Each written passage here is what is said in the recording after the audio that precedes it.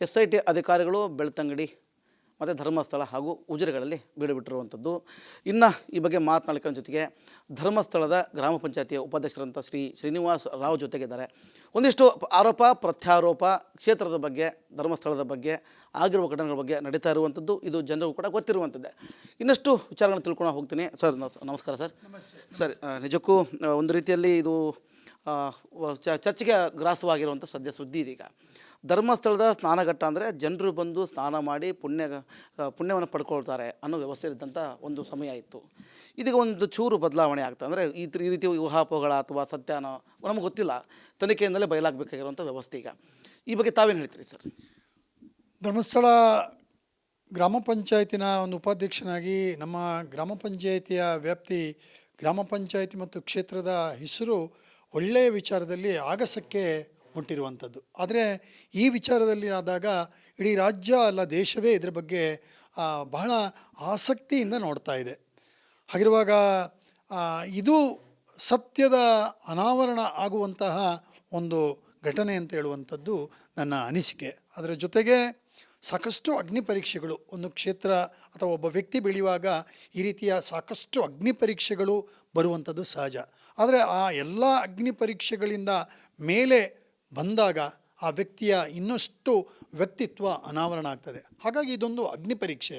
ತನಿಖೆ ನಡೀತಾ ಇದೆ. ಅದರ ತಕ್ಕಂತೆ ಮುಸುಕುದಾರಿ ತೋರಿಸಿದ ಜಾಗದಲ್ಲಿ 13 ಜಾಗಗಳನ್ನ ಗುರುತು ಮಾಡಿದ್ದ ಯಾರು ಮುಸುಕುದಾರಿ, ಅದನ್ನು ಅಧಿಕಾರಿಗಳಿಗೂ ತಿಳಿಸಿದ್ದ. ಈಗ ಆ ತನಿಖೆ ನಡೀತಾ ಇರುವಂಥದ್ದು ಒಂದಿಷ್ಟು ಕಳೆ ಬರಹಗಳು ಸಿಕ್ಕಿರುವಂಥದ್ದು. ಈಗ 6ನೇವರೆಗೂ ಆ ಜಾಗವನ್ನು ಅಗದಿದ್ದಾರೆ. ಅಲ್ಲಿ ಒಂದಿಷ್ಟು ಮೂಳೆಗಳು ಸಿಕ್ಕಿರುವಂಥದ್ದು, ಅಂದರೆ ಉತ್ಖನನ ಅಂದರೆ ಒಂದಿಷ್ಟು ಮಾಡಿದಾಗ ಅಲ್ಲಿ ಕಳೆ ಬರಹ ಸಿಕ್ಕಿರುವಂಥದ್ದು, ತಲೆ ಬುರುಡೆ ಆಗಿರ್ಬೋದು ಅಥವಾ ಕೈ ಅಥವಾ ಕಾಲಿನ ಎಲುಬುಗಳು ಸಿಕ್ಕಿದಾವಂತೆ. ಮತ್ತು ಈ ಬಗ್ಗೆ ಏನು ಹೇಳ್ತೀರಿ ಸರ್? ಈಗ ಮುಸುಕುದಾರಿ ಅಂತ ಹೇಳ್ತೀರಾ. SIT ತನಿಖೆ ಮತ್ತು ಕೋರ್ಟಿನ ತನಿಖೆ ಹಂತದಲ್ಲಿ ಸಾರ್ವಜನಿಕರು ಮಾತನಾಡಬಾರ್ದು ಅಂತ ಹೇಳುವಂಥದ್ದು ಒಂದು ಕಾನೂನಿದೆ. ಹಾಗಾಗಿ ಅದರ ಬಗ್ಗೆ ವಿಶೇಷವಾಗಿ ನಾನು ಹೇಳಲಿಕ್ಕೆ ಶಕ್ತನಲ್ಲ. ಆದರೂ ನಿಮ್ಮ ಪ್ರಶ್ನೆಗೆ ಒಬ್ಬ ಮುಸುಕುದಾರಿ ಅಥವಾ ಏನೋ ಅನಾಮಿಕ ಅಂತ ಹೇಳುವಂಥವನು ತೋರಿಸುವಂಥ ಜಾಗಗಳು ಅಂತ ಹೇಳ್ತದೆ. ಇದಕ್ಕೆಲ್ಲ ಗ್ರಾಮ ಪಂಚಾಯಿತಿ ಧರ್ಮಸ್ಥಳದ 85-86ರಿಂದ ಪ್ರಾರಂಭವಾಗಿ ಇಲ್ಲಿಯವರೆಗೆ 2025ರವರೆಗೂ ಕೂಡ ಬೇರೆ ಬೇರೆ ಈ ಅನಾಥ ಶವಗಳ ದಫನದ ಬಗ್ಗೆ ದಾಖಲೀಕರಣವನ್ನು ಪೊಲೀಸ್ ಇಲಾಖೆಯ ಜೊತೆ ಇಟ್ಟುಕೊಂಡಿದ್ದೇವೆ. ಆ ದಾಖಲೆಗಳನ್ನು ಪರಾಮರ್ಶಿಸಿ ಅದನ್ನು ನೋಡಿದಾಗ ಈಗ ಉತ್ಖನನವಾದದಲ್ಲಿ ಏನು ಸಿಕ್ಕಿದೆ, ಆ ಸಿಕ್ಕಿದಂಥ ಕಳೆ ಬರದ DNA ಮತ್ತು ನಮ್ಮಲ್ಲಿರುವಂಥ UDR ಸಂಖ್ಯೆಯ DNAಗಳು ಮ್ಯಾಚ್ ಆದಾಗ ನಮ್ಮ ದಾಖಲೆ ಮತ್ತು ಅದು ಅಧಿಕೃತವಾಗಿ ದಫನವಾಗಿರುವಂತಹ ಒಂದು ಏನು ಶವ ಅಂತ ಹೇಳುವಂಥದ್ದು ಆಗ್ತದೆ, ತನಿಖೆಯ ಮೂಲಕ ಆಗ್ತದೆ. ಹಾಗಾಗಿ ಆ ದಿನಗಳನ್ನು ನಾವು ಕಾಣಲಿಕ್ಕೆ ಬಯಸ್ತಾ ಇದ್ದೇವೆ. ಖಂಡಿತ ಸತ್ಯ ಶ್ರೀನಿವಾಸ ಈಗ ಅದೇ ಹೇಳ್ತಾ ಇದ್ರಿ. ಈ ಥರದ್ದು ಆದರೆ ಅಸಹಜ ಸಾವು ಅಥವಾ ಸಹಜ ಸಾವು, ಆತ್ಮಹತ್ಯೆಯೋ ಅಥವಾ ಯಾರೂ ಹಿಂದೆ ಮುಂದೆ ಇಲ್ಲದೆ ಒಂದು ಇಲ್ಲಿ ಆತ್ಮಹತ್ಯೆ ಮಾಡಿಕೊಂಡ ಅಥವಾ ಅವನ ಬಳಿ ಯಾವುದೇ ರೀತಿಯ ಸಾಕ್ಷ್ಯಾಧಾರ ಇಲ್ಲಿದ್ದಾಗ ಪಂಚಾಯತಿ ಅಂದರೆ ಈ ಗ್ರಾಮದಲ್ಲಿದ್ದರೆ ಪಂಚಾಯತಿಗಳು, ತಾಲೂಕಲ್ಲಿದ್ದರೆ ತಹಸೀಲ್ದಾರ್ ಕಚೇರಿ ಇರುತ್ತೆ, ಜಿಲ್ಲೆಯಲ್ಲಿದ್ದರೆ DC ಕಚೇರಿ ಇರುತ್ತೆ, ಸ್ಟೇಷನ್ ಇರುತ್ತೆ, ಸ್ಥಳೀಯವಾಗಿ ಅಧಿಕಾರಿಗಳಿರ್ತಾರೆ.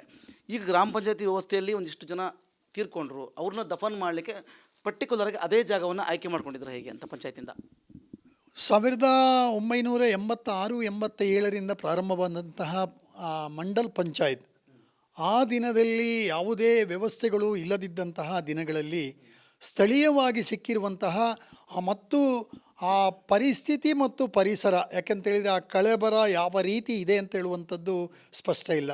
ಪೊಲೀಸ್ ಇಲಾಖೆಯಲ್ಲಿ ದಾಖಲೆಗಳಿದೆ.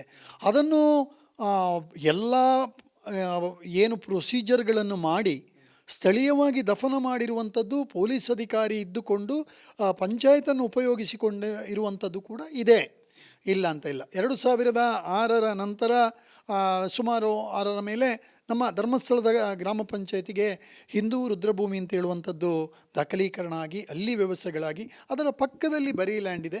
ಸೊ ಅದಾದ ನಂತರ ಅಲ್ಲಿ ಮಾಡ್ತಿದ್ದೇವೆ. ಕಳೆದ ಹಳೆಯ ದಿನಗಳಲ್ಲಿ ಇದರ ಬಗ್ಗೆ ನಮ್ಮ ಪ್ರಾರಂಭದ ಮಂಡಲ ಪ್ರಧಾನರವರು ಕೂಡ ಅವರ ಹೇಳಿಕೆಯನ್ನು ಕೊಟ್ಟಿದ್ದಾರೆ. ಆ ದಿನಗಳಲ್ಲಿ ಏನು, ಯಾಕಂದರೆ ಅವರ ದಿನಗಳ ಮಾಹಿತಿಯನ್ನು ನಾನು ಹೇಳಲಿಕ್ಕಾಗೋದಿಲ್ಲ. ಅದಾದ ಮೇಲೆ ಮಾಜಿ ಅಧ್ಯಕ್ಷರಾದಂಥ ಕೇಶವ್ ಅವರು ಕೂಡ ಅವರ ದಿನಗಳಲ್ಲಿ ಅವರು ಅಧ್ಯಕ್ಷನಾಗಿರುವಂಥ ದಿನಗಳಲ್ಲಿ ಯಾವ ರೀತಿ ಎಲ್ಲೆಲ್ಲಿ ಮಾಡಿದ್ದಾರೆ ಅಂತ ಹೇಳುವಂಥದ್ದನ್ನು ಕೂಡ ಪೊಲೀಸ್ ದಾಖಲೆಗಳ ಮೂಲಕ ಅವರು ಹೇಳಿದ್ದಾರೆ. ಹಾಗಾಗಿ ಇದು ನಾನು ನನ್ನ ಪಂಚಾಯಿತಿಯ ಹಳೆಯ ದಾಖಲೆಗಳನ್ನು ನೋಡುವ ಒಂದು ನಿಟ್ಟಿನಲ್ಲಿ ಅಲ್ಲಿ ಆಗಿರುವಂಥ ಸಾಧ್ಯತೆಗಳಿದೆ, ಆಗಿದೆ.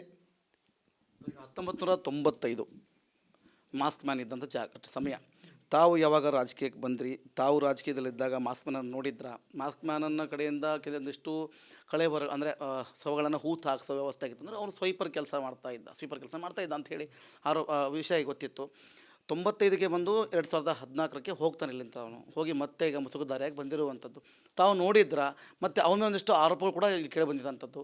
ಏನು ಆರೋಪ ಅದು? ಮುಖ್ಯವಾಗಿ ವ್ಯಕ್ತಿ ಅನಾಮಿಕ ಅಂತ ಹೇಳುವಂಥದ್ದು, ಮುಸುಕುದಾರಿ ಅಂತ ಹೇಳುವಂಥದ್ದು, ಅದರಲ್ಲಿ ಯಾವುದೇ ಪತ್ತೆ ಹಚ್ಚಲಿಕ್ಕೆ ಸಾಧ್ಯ ಇಲ್ಲದಿರುವಂತಹ ಒಂದು ಪರಿಸ್ಥಿತಿಯಲ್ಲಿದೆ. ಹಾಗಾಗಿ ವ್ಯಕ್ತಿಯೇ ಯಾರು ಅಂತ ಹೇಳಿ ನನಗೆ ಗೊತ್ತಿಲ್ಲದೆ ನಾನು ನೋಡಿದ್ದೇನೆ ಅಂತ ಹೇಳುವಂಥದ್ದು ಅದು ಸತ್ಯಕ್ಕೆ ದೂರವಾದ ಮಾತಾಗ್ತದೆ. ಹಾಗೆ ಸ್ವೈಪರ್ ಕೆಲಸ ಮಾಡ್ತಾ ಇದ್ದ ಧರ್ಮಸ್ಥಳದಲ್ಲಿ ಇದ್ದೆ ಅನ್ನೋ ಮಾತು ಹೇಳ್ತಾ ಇದ್ದಾನೆ. ಧರ್ಮಸ್ಥಳದ ನೇತ್ರಾವತಿ ಸಮೀಪದಲ್ಲಿ ಶ್ರೀ ಕ್ಷೇತ್ರದ ವ್ಯವಸ್ಥೆಯಲ್ಲಿ ಒಂದಷ್ಟು ಜನ ಸ್ವೈಪರ್ ಕೆಲಸಗಳನ್ನು ಮಾಡ್ತಾಯಿದ್ರು. ಹೊರ ಊರಿನಿಂದ ಬಂದು ಅಲ್ಲಿ ಒಂದು ವಸತಿಯ ವ್ಯವಸ್ಥೆ ಮಾಡಿಕೊಂಡು ಅವರು ಸ್ವೈಪರ್ ಕೆಲಸ ಮಾಡ್ತಾಯಿದ್ರು. ಅವರು ಅಲ್ಲಿಯ ಎಲ್ಲ ಸ್ವಚ್ಛತೆಯ ಜೊತೆಗೆ ಬೇರೆ ಇತರ ಕೆಲಸಗಳಿಗೂ ಕೂಡ ಕೆಲಸವನ್ನು ಮಾಡ್ತಾಯಿದ್ರು. ಆ ಪೈಕಿ ಇವರು ಒಬ್ಬರು ಆಗಿರ್ಬೋದು, ಆಗದೇ ಇರ್ಬೋದು. ಆದರೆ ಜನಗಳು ಮಾತನಾಡುವ ನಿಟ್ಟಿನಲ್ಲಿ ಅವರೇ ಅಂತ ಹೇಳುವಂಥದ್ದು ಹೇಳ್ತಾರೆ. ಆದರೆ ಆ ದಿನದ ಒಂದಷ್ಟು ಚಿತ್ರಣವನ್ನು ನೋಡಿದರೆ ಅಲ್ಲಿ ಇರುವಂಥ ವ್ಯಕ್ತಿ ಅಥವಾ ಏನು ಈಗ ಸಾರ್ವಜನಿಕರು ಮಾತಾಡ್ತಾರೆ, ಅದಕ್ಕೂ ಇದಕ್ಕೂ ಹೋಲಿಕೆ ಮಾಡಿದಾಗ ಆ ವ್ಯಕ್ತಿಯ ಚರಿತ್ರೆಯನ್ನು ನೋಡಿದಾಗ ಸ್ವಲ್ಪ ಸರಿ ಇರಲಿಲ್ಲ. ಅಲ್ಲೆಲ್ಲ ಸ್ವಲ್ಪ ಬೇರೆ ಬೇರೆ ಇದೆಲ್ಲ ಮಾಡ್ತಾಯಿದ್ರು, ಏನು ಸಣ್ಣ ಪುಟ್ಟ ಕಳ್ಳತನಗಳು ಅದು ಇದೆಲ್ಲ ಆಗ್ತಾಯಿತ್ತು, ಅದು ಅವರ ಮೇಲೆ ಹೇಳ್ತಾಯಿದ್ರು. ಹಾಗಾಗಿ ಅವರು ಮಾಡಿದಾರಾ ಇಲ್ವಂತ ನನ್ನದಲ್ಲ. ಆದರೆ ಈ ಆರೋಪಗಳೆಲ್ಲ ಆ ವ್ಯಕ್ತಿ ಏನು ಸ್ವಚ್ಛತೆಯನ್ನು ಮಾಡ್ತಾಯಿದ್ರು ಅವರ ಬಗ್ಗೆ ಇದ್ದದ್ದು ಸರಿ. ಆದರೆ ಇದೇ ವ್ಯಕ್ತಿ ಅಂತೇಳಿ ನನಗೆ ಗೊತ್ತಿಲ್ಲ. ಮೊನ್ನೆ ಗ್ರಾಮ ಪಂಚಾಯತಿಗೆ SIT ಅಧಿಕಾರಿಗಳು ಬಂದು ಏನು 92ರಿಂದ 2014 ದಾಖಲೆಗಳನ್ನು ಕೊಡಿ ಅಂತ ಹೇಳುವಂಥ ರಿಕ್ವೆಸ್ಟನ್ನು ಕೊಟ್ಟಿದ್ದಾರೆ. ಹಾಗಾಗಿ ನಾವು ಇನ್ನೂ ಕ್ಲಿಯರ್ ಇದ್ದೇವೆ. ಯಾಕಂದರೆ SIT ಅವರೇ ನಮ್ಮ ಹತ್ರ ಕೇಳಿದೆ ಅಂತೇಳಿದರೆ ನಮ್ಮ ದಾಖಲೆಗಳಿಗೆ ತೂಕ ಇದೆ, ನಮ್ಮ ದಾಖಲೆಗಳು ನಾಳೆ ಮಾತನಾಡ್ತವೆ, ನಮ್ಮ ದಾಖಲೆಗಳು ನಾಳೆ ಸಾಕ್ಷಿಯಾಗಿ ನಿಲ್ತವೆ ಅಂತ ಹೇಳುವಂಥ ಒಂದು ಖುಷಿ ಕೂಡ ಇದೆ ಸರ್, ನಮಗೆ ಭರವಸೆ ಕೂಡ ಇದೆ, ಸತ್ಯ ಹೊರಗೆ ಬರ್ತದೆ ಅಂತ. ಧನ್ಯವಾದ. ಇದು ಶ್ರೀನಿವಾಸ್ ಅವರ ಮಾತುಗಳು. ಅಂತಂದರೆ ಎಲ್ಲ ರೀತಿಯ ದಾಖಲಾತಿಗಳಿದ್ದಾವೆ. ಯಾವುದೇ ಕೆಲಸ ಮಾಡಿದ್ರು ಅದಕ್ಕೆ ದಾಖಲಾತಿಗಳನ್ನ ಇಟ್ಕೊಂಡೇ ಮಾಡಿದ್ದೇವೆ. ಮಂಜುನಾಥನ ಆಶೀರ್ವಾದ, ಅಣ್ಣಪ್ಪ ಸ್ವಾಮಿ ಆಶೀರ್ವಾದ ನಮ್ಮ ಮೇಲಿದೆ. ಇದರಿಂದ ನಾವು ದೋಷಮುಕ್ತರಾಗಿ ಆಚೆ ಬರ್ತೀವಿ. ಯಾವುದೇ ಸಮಯದಲ್ಲಾದರೂ SIT ತನಿಖೆಗೆ ನಾನು ಸಿದ್ಧ ಅಂತಕ್ಕಂಥ ಮಾತನ್ನು ಶ್ರೀನಿವಾಸರು ಹೇಳ್ತಿರುವಂಥದ್ದು. ಕ್ಯಾಮ್ರಾ ಪರ್ಸನ್ ಶಂಕರ್ ಕೊಪ್ಪ ಜೊತೆ ಮಾರುತಿ BM ರಿಪಬ್ಲಿಕ್ ಕನ್ನಡ, ಮಂಗಳೂರು.